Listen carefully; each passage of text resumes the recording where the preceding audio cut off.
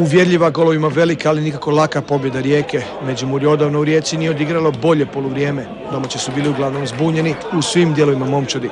Gosti su imali i bolje prilike, posebice je briljirao na golu Rijeke Mance, koji je višekratno spašavao bijele, primjerice 2 puta Goluboviću u jednom napadu.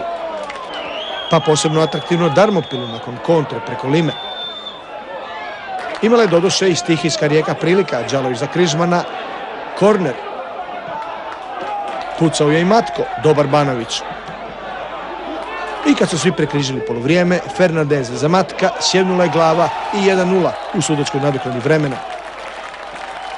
U nastavku ipak druge ekipe. U 55. Štrok izbacuje Matka, dribling i gol 2:0. Rijeka može puno mirnije igrati i spuhuje se Međimurje.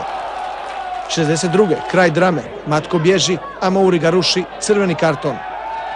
Ramon Fernandez, sjajan udarac, 3:0. Nakon 10 minuta opet Matko petlja, ruši ga vratar Banović, drugi crveni karton. Slobodnjak Ramona, ovaj put ništa. Rijeka nije jurila, bila bi zadovoljna i s ovim, no ipak srušeni Amerikanac Smith, a Ramon pogađa sada drugi kut, 4:0. Vulić je rezultatski odlično počeo, no i sam zna da ga čeka pravi remont, temeljito provjetravanje. Ovo sigurno nije igra kakvu bi želio.